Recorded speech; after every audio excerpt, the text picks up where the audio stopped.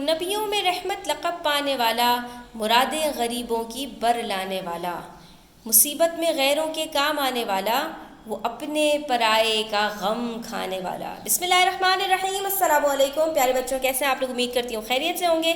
یہ شعر سننے کے بعد آپ کے ذہن میں ایک شخصیت کا نام آ رہا ہوگا اور وہ ہیں مولانا الطاف حسین حالی۔ تو آج ان کے بارے میں ہم ایک تفہیم کریں گے، یعنی کہ ان کے بارے میں ایک پیراگراف پڑھیں گے اور اس سے متعلق سوال اور جوابات کریں گے۔ تو صفحہ نمبر 12 پر آ جائیے، ویڈیو اینڈ تک ضرور دیکھیے گا، انشاءاللہ آپ کے لیے کافی کام کی ویڈیو ثابت ہونے والی ہے۔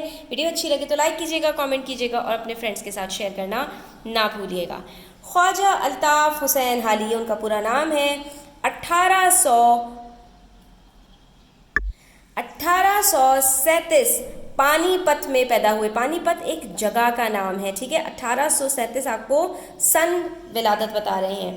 حالی صرف 9 سال کے تھے 1837 سے پیدا ہونے کے بعد، جب وہ 9 برس کے ہوئے کہ ان کے والد کی وفات ہو گئی، یعنی بچپن میں ہی یتیم ہو گئے۔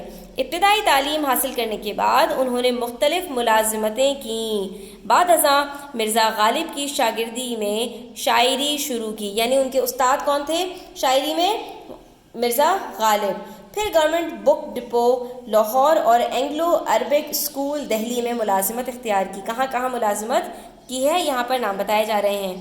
1904 میں اعلیٰ خدمات کے صلے میں انہیں شمس العلماء کا خطاب ملا۔ شمس کہتے ہیں سورج کو، علماء کا سورج، یعنی کہ 1904 میں، جس وقت آپ ان کی عمر کا اندازہ لگا سکتے ہیں، 67 یعنی 68 سال کے تھے، تو ان کو یہ خطاب سے نوازا گیا۔ حالی کا شمار اردو ادب کے اہم شاعروں، نثر نگاروں اور تنقید نگاروں میں ہوتا ہے۔ اب آپ یہ دیکھیے کہ ان کی شخصیت کتنی اہمیت کی حامل ہے کہ نہ صرف وہ شاعر ہیں بلکہ وہ نثر نگار بھی ہیں، یعنی کہ جس طرح سے کہانی نگار وغیرہ ہوتے ہیں تو وہ صرف نظم نہیں لکھتے بلکہ نثر بھی لکھتے ہیں، اور تنقید نگاروں میں بھی شمار ہوتا تھا۔ یعنی تنقید نگار کس کو کہا جاتا ہے؟ کہ جو کسی چیز کے بارے میں اپنی کسی رائے کا اظہار کرنے والا ہو۔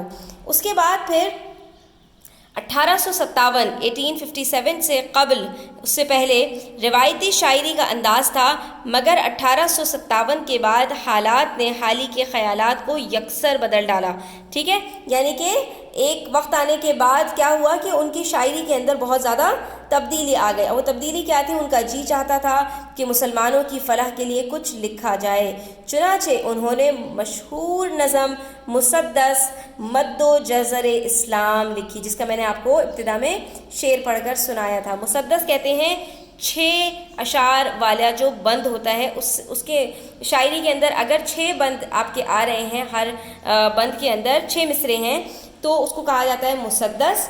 اور مد و جزر کہتے ہیں اتار اور چڑھاؤ۔ تو آپ کو یہاں پر اس کا مطلب بھی بتایا ہے، مد و جزر کے معنی ہیں اتار چڑھاؤ یا ترقی اور تنزلی، ٹھیک ہے۔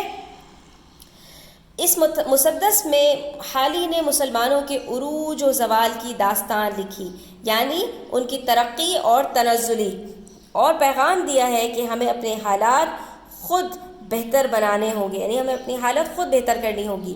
مولانا حالی کی اصلاحی، اخلاقی اور ملی شاعری، ملی یعنی ملت، قوم سے متعلق جو شاعری نے اردو ادب پر گہرے اثرات مرتب کیے، گہرے اثرات ڈالے۔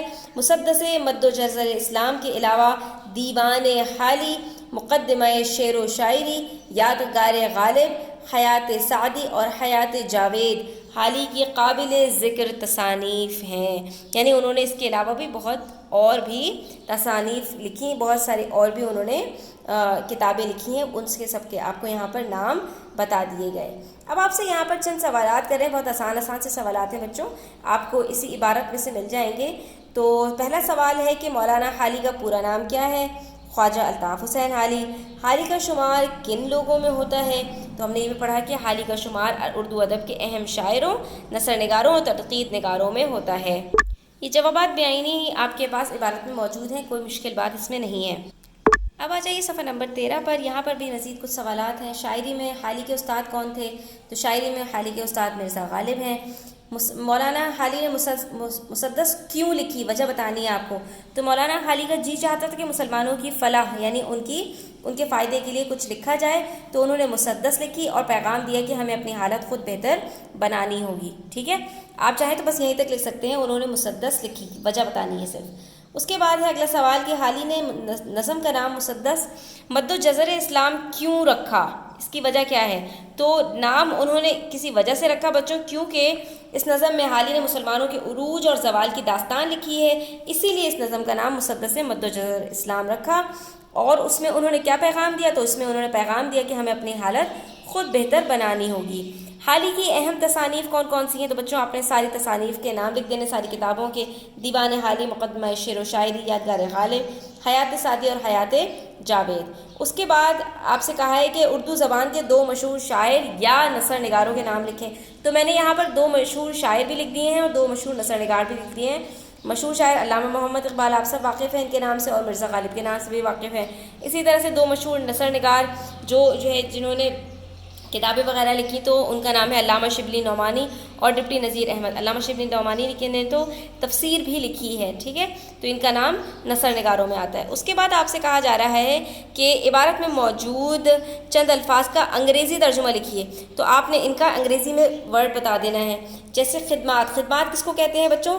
سروسز دینا، کسی کو اپنی خدمات دینا. اثرات، کسی چیز کے ایفیکٹس کیا ہوں گے، تو آپ نے یہاں پر لکھ دینا ہے. ملازمت، ملازمت کو انگلش میں کہتے ہیں جاب، یہ آپ سب جانتے ہیں اچھی طرح سے. عروج اور زوال ہم نے ابھی پڑھا، تو اس کی کہتے ہیں رائز اینڈ فال، یعنی کہ کسی کی ترقی اور تنزلی. اور اس کے بعد بہتری، کسی چیز کو بہتری کی طرف جانا، تو کسی چیز میں جیسے آپ سے کہا جاتا ہے کہ بچے کے اندر بہتری ہے اس کی کارکردگی میں، تو اس کے اندر کیا ہے؟ امپروومنٹ. اور وفات کا مطلب ہوتا ہے ڈیتھ. ٹھیک ہے، تو یہ سارے آپ یہاں پر نوٹ ڈاؤن کر لیجئے. یہاں پر آج کی ہماری ویڈیو ختم ہوتی ہے. امید کرتی ہوں آپ کو پسند آئی ہوگی. اس طرح کی مزید ویڈیوز دیکھنے کے لیے ہمارا چینل سبسکرائب کر لیجئے. اپنا بہت خیال رکھیے گا. اللہ حافظ.